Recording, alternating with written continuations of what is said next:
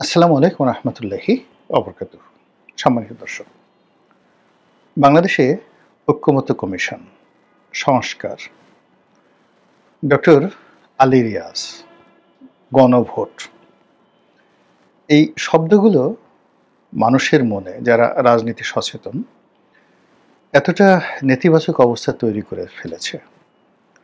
আমি সেই আমার এই রাজনৈতিক বোধ বুদ্ধি হওয়ার পর কোনো শব্দের প্রতি ঠিক এতটা বিতৃষ্ণা এবং কোনো ব্যক্তির প্রতি মানুষের এতটা ক্ষোভ এবং এতটা ঘৃণা আমি কখনো দেখিনি। অতীতে আমরা রাজাকার, আলবদর, আশামস, এই শব্দগুলো নিয়ে নানা রকম আমাদের যে ঘৃণার অনুভূতি সেটা প্রকাশ করেছি এবং এখনো করে চলেছি। এই শব্দগুলো একই সঙ্গে কতগুলো মানে পোর্ট্রেট, মুখচ্ছবি, যেমন এহাইয়া খান, তারপর টিক্কা খান, এরপরে জুলফিকার আলী ভুট্টো। আমি জাস্ট পাকিস্তানের ওদের নাম বললাম, বাংলাদেশের অনেকেরই নাম বলা যাবে, কিন্তু আমরা বাংলাদেশে বিভেদ সৃষ্টি করতে চাই না। তো সেই পোর্ট্রেটগুলো স্মরণ করার সঙ্গে সঙ্গে মনে হয় যেন কতগুলো দানব, কতগুলো ভূত, কতগুলো প্রেত, কতগুলো রাক্ষস এসে আমাদেরকে একেবারে কামড়ে ধরেছে। এভাবে স্বাধীনতা পরবর্তী সময়ে আরও অনেকগুলো পোর্ট্রেট আমাদের এই বাংলাদেশে গণতন্ত্রের সেই মূলে কুঠারাঘাত করেছে। আইনের শাসন, ন্যায় বিচার, এই সব কিছুকে প্রলম্বিত করেছে, সব কিছুকে ধ্বংস করেছে এবং পুরো রাষ্ট্র ব্যবস্থাকে ঠিক 180 ডিগ্রি অ্যাঙ্গেলে ঘুরিয়ে সভ্যতার পরিবর্তে অসভ্যতামের দিকে ঠেলে দিয়েছে স্বাধীন বাংলাদেশে। এরকম যদি 10 জন লোকের নাম বলতে বলা হয়, আপনারা যাদের নাম স্মরণ করবেন বা যাদের নাম বলবেন, সেই চেহারাগুলো স্মরণ করলে আপনাদের কি ধরনের ঘৃণা তৈরি হয়। তদ্রূপ এই গত 14 মাসে এই বাংলায় কতগুলো চেহারায় মানুষের একটা বিরক্তি, একটা অভিব্যক্তি, দেখলেই মেজাজটা গরম হয়ে যায়, কথা শুনলে আরও মেজাজ গরম হয়ে যায়, তারপর একটা বিতৃষ্ণা এসে যায়, ঘুম এসে যায় এদেরকে দেখলে। আপনি আওয়ামী লীগ জামানাতে যেমন সালমান এফ রহমান, এই ভদ্রলোককে আরেকটা লোক ছিলেন, সেই কি মজুমদার যেন, এক্সিম ব্যাংকের মজুমদার, খালি প্রধানমন্ত্রী অফিসে যেতেন আর টুপি একটা মাথায় দিয়ে সেই টাকা দিতেন, টাকা আনতেন, এই সমস্ত কর্মকাণ্ড দেখলেই মেজাজটা ঠিক রাখা যেত না। সামর্থ্য থাকলে, আপনার যদি সামর্থ্য থাকতো, আমার সামর্থ্য থাকতো, তাহলে আমরা কি করতাম এটা ভাবলেই কেমন যেন একটা আনন্দ লাগে। যদি ওই লোকটাকে আমাদের হাতে ছেড়ে দেওয়া হতো, এই লোকদেরকে, আমি কি করতাম? নিঃসন্দেহে কুলাকুলি করতাম না, তাদেরকে চুম্বন দিতাম না, হ্যান্ডশেক করতাম না, কদমবুচি করতাম না, কি করতাম? এটা মনে মনে চিন্তা করেন। এরকম বিরক্তিকর কিছু লোক, যাদেরকে দেখলে বিরক্তি, ঘৃণা, রাগ, ক্রোধ একসঙ্গে চলে আসতো। এরকম আওয়ামী লীগ জমানাতে 1 ডজন লোক এরকম তৈরি হয়েছিল, মোর দেন 1 ডজন। কোনো কিছু, তারা ভালো মন্দ, ফেরেশতা, দরবেশ, ডাজ নট ম্যাটার, দেখলেই মেজাজটা গরম হয়ে যেত। তদ্রূপ এই জমানাতে গত 14 মাসে আওয়ামী লীগে যেখানে যদি 12 জন লোক থাকে, তার ডবল, দ্বিগুণ লোক এই সমাজে তৈরি হয়ে গেছে গত 14 মাসে। এই 14 মাসে তারা যে কর্মকাণ্ডগুলো করেছেন এবং যে ইতিহাস তৈরি করেছেন, সেই ইতিহাসে তাদের অভিব্যক্তি দেখলেই আপনার কাছে কেমন মনে হয়। এই জমানাতে একজন অল্প বাচ্চা দরবেশ তৈরি হয়েছিল, বাছুর দরবেশ। এখন সেই বাছুর দরবেশের যে চেহারা, সুরত, পাগড়ি, তার কথা বলার ঢং, রং, চং, দেখলে আপনার কাছে কি মনে হয় যে আগের দরবেশ ভালো ছিল, এই হারামজাদা এই বাছুরটা এ কি করলো, দরবেশ নামের পুরো বেইজ্জতি করে ফেললো। আগের দরবেশের তো একটা বংশ ছিল, শিক্ষা ছিল, মর্যাদা ছিল, অবস্থান ছিল, চুরি চোট্টামির একটা লেভেল ছিল, যা কিছু করতো সেটার একটা লেভেল ছিল। কিন্তু বাছুর দরবেশ কি করলো? এই যে অপভ্রংশ দরবেশের যে অপভ্রংশ এই গত 14 মাসে তৈরি হলো, আপনি যদি সুযোগ পেতেন তাহলে আপনি কি করতেন এই সমস্ত লোকদেরকে? তো এরকম যে সকল লোকজন গত 14 মাসে বা যে সমস্ত লোকজনের পোর্ট্রেট গত 14 মাসে মানুষের মনে ভীষণ রকম বিরক্তি উৎপাদন করেছে, তাদের মধ্যে এই ঐক্যমত্য কমিশনের চেয়ারম্যান জনাব আলী রিয়াজ নিঃসন্দেহে অতি গুরুত্বপূর্ণ ব্যক্তি, ভিআইপি, ভেরি ভেরি ইম্পর্ট্যান্ট, যাকে বলা হয় বিরক্তিকর পার্সোনালিটি, নুইসেন্স যেটাকে বলা হয় ইংরেজিতে। নুইসেন্স বললেও কি হবে, এটা আসলে বিরক্তিকর, অ্যাবনক্সিয়াস, তারপরে আরও অনেক কিছু বলা যেতে পারে। এখন তিনি যেভাবে বসতেন, তারপরে যেভাবে হেয়ার স্টাইল করতেন, যেভাবে চশমা পরতেন, তারপরে যে কথাগুলো বলতেন, যে আইডিয়াগুলো তিনি সেল করতেন এবং যে বিষয়গুলো নিয়ে তিনি রাষ্ট্রীয় অর্থে বৈঠক করলেন, তা মোটামুটি প্রয়োজন অপ্রয়োজন, সত্য মিথ্যা ডাজ নট ম্যাটার, মূলত আমাদের বিরক্তি তৈরি করেছে, ভীষণ রকম বিরক্তি তৈরি করেছে। আর এই বিরক্তি যখন ঘন ঘন ঘন ঘন সে 8 মাস যাবৎ বারবার আমাদের সামনে এসেছে, তখন সেই বিরক্তি থেকে এক ধরনের ঘৃণা তৈরি হয়েছে। অথচ তিনি একজন নিপাট ভদ্রলোক হওয়ার কথা। ঢাকা বিশ্ববিদ্যালয়ে শিক্ষক ছিলেন, বিবিসিতে চাকুরি করেছেন, একটা সময় বাম ঘরানার রাজনীতি করতেন।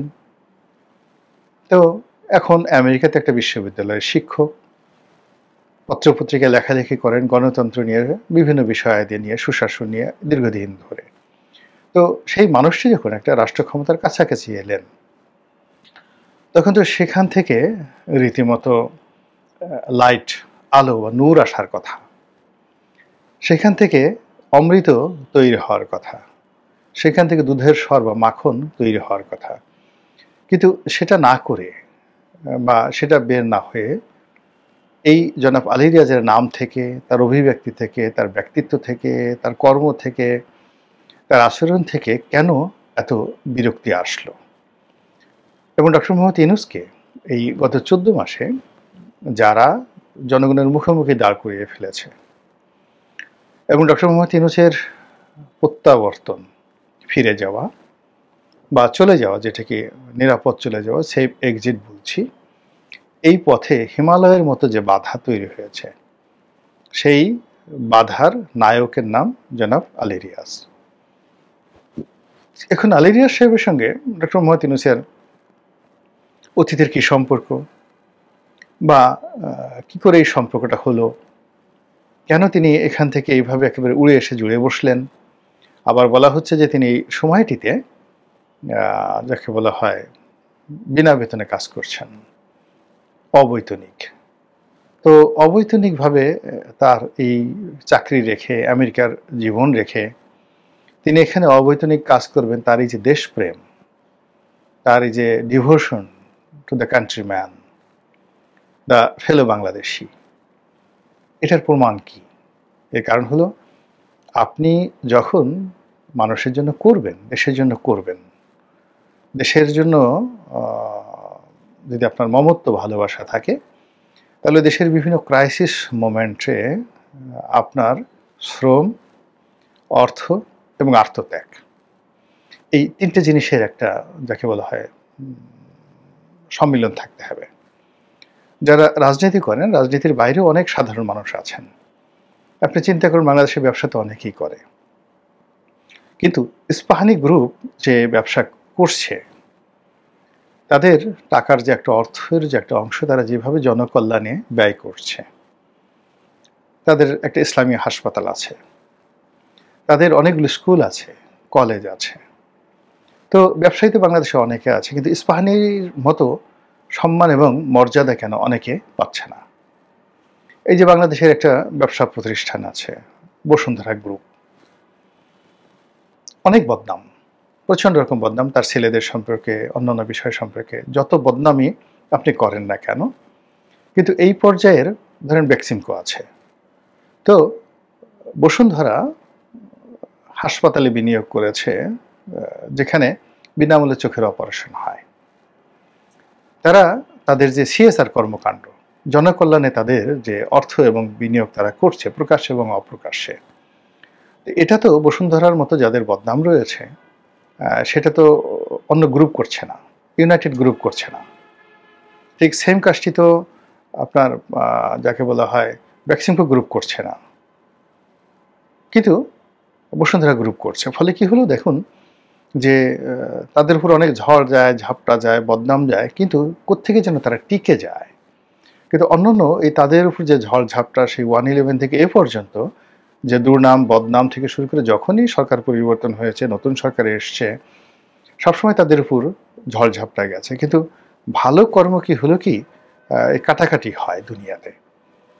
আমি জাস্ট বসুন্ধরার উদাহরণের জায়গায় আমি ধরেন ডকুমেন্টসের উদাহরণ দিতে পারতাম, রবিনহুডের উদাহরণ দিতে পারতাম। এরকম হয় কি যে অনেক মানুষেরই ভালো কাজ থাকে, তো ভালো কাজের ফলে কি হলো তার মন্দ কাজগুলো কেন যেন চাপা পড়ে যায়। এটাই দুনিয়ার নিয়ম। 1971 সনে অনেক মুসলিম লিগার ছিলেন, শান্তি কমিটির চেয়ারম্যান ছিলেন, রাজাকার ছিলেন, যারা মূলত রাজাকার আলবদর শান্তি কমিটি এই যে নামের পেছনেও তাদের একটা বিরাট ভূমিকা ছিল। তারা পাকিস্তানি আর্মিদের হাত থেকে বাঙালিদের রক্ষা করেছেন, মুক্তিযোদ্ধাদের রক্ষা করেছেন। ফলে কি হলো স্বাধীন বাংলাদেশে তারা কেউ অপমানিত লাঞ্ছিত হয়নি। আমাদের এলাকাতে একবার এরকম এক রাজাকারকে ধরে নিয়ে যাচ্ছিল মুক্তিবাহিনীরা, মানে ভারতীয় বাহিনী তাকে গুলি করবে, একজন চেয়ারম্যান।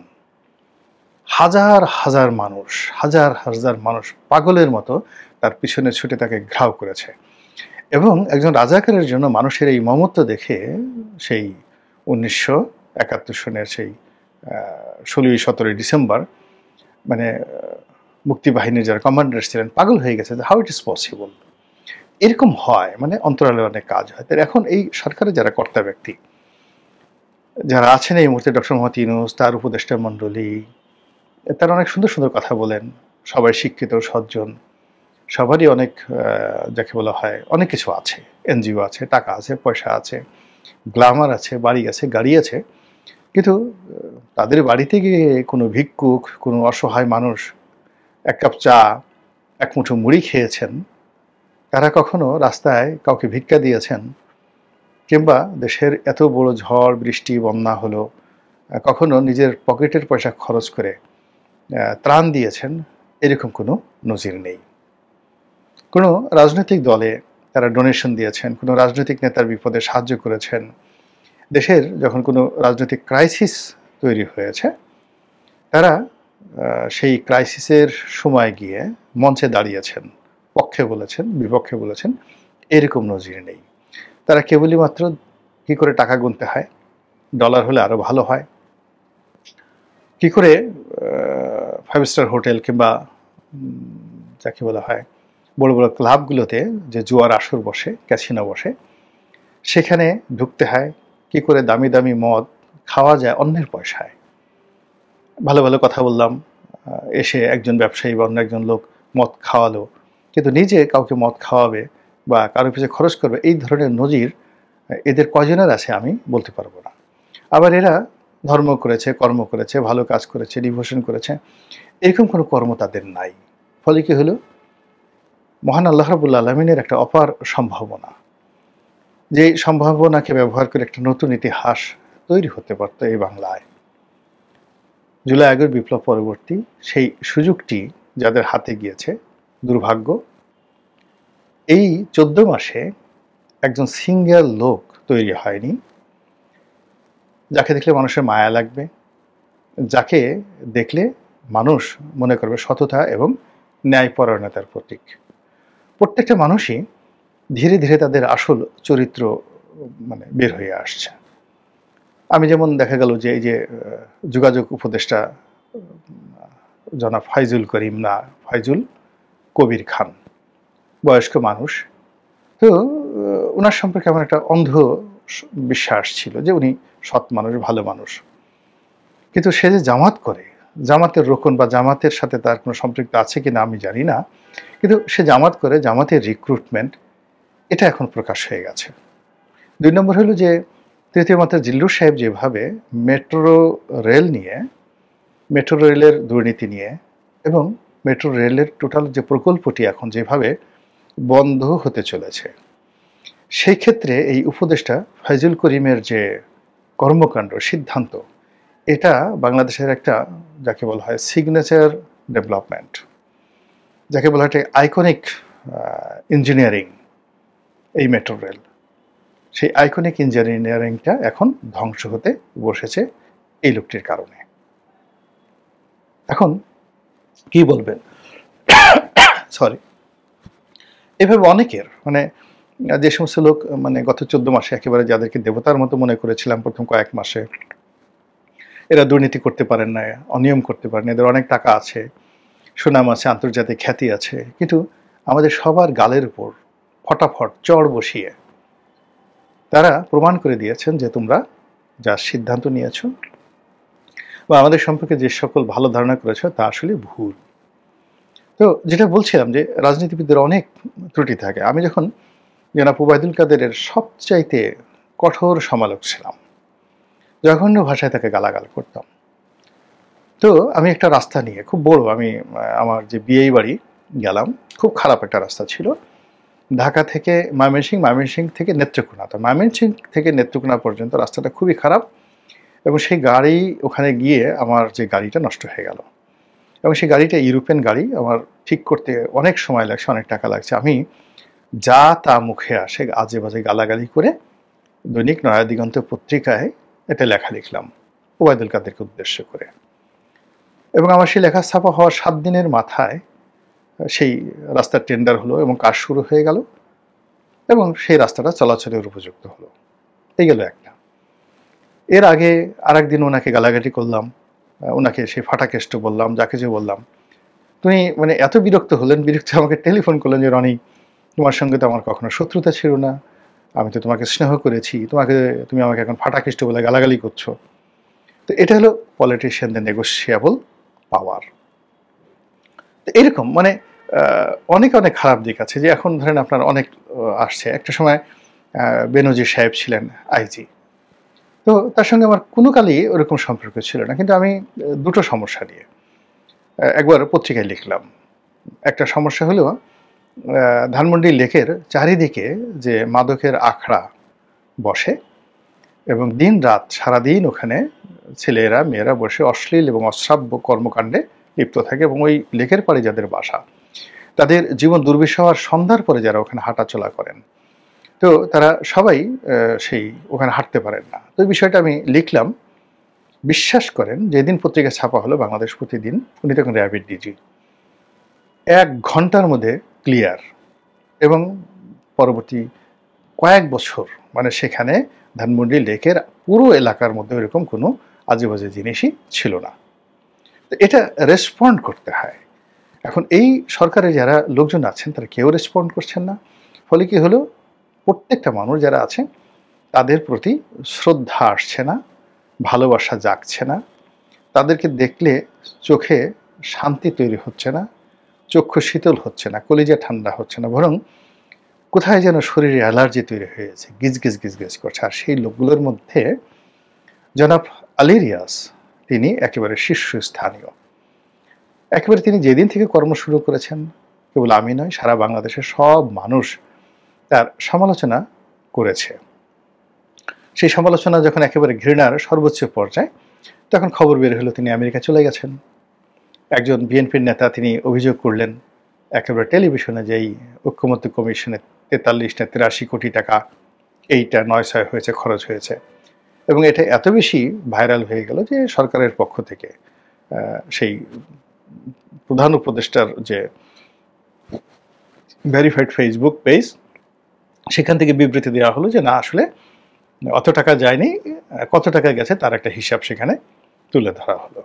তো এই যে মানুষ কাজ করে, কর্ম করে, জীবনে একটা পর্যায়ে, এখন জানেন এই সরকারের ভাগ্যে কি আছে, কতদিন তারা ক্ষমতা আছে, কিভাবে যাবেন, কিন্তু এই সমস্ত আলেরিয়াসদের মতো যারা লোকজন আছে, তারা সারা জীবনের জন্য এই বাংলাদেশের পথে ঘাটে মাঠে প্রান্তরে মানুষের মনে হৃদয়ে সব জায়গায় যেভাবে নিষিদ্ধ হয়ে গেলেন, আগামীতে যেন এই দুর্ভাগ্য আপনার আমার বা এই দেশের যারা মানুষ তাদের কারো তকদিরে এই দুর্ভাগ্য যেন ছায়া না পড়ে।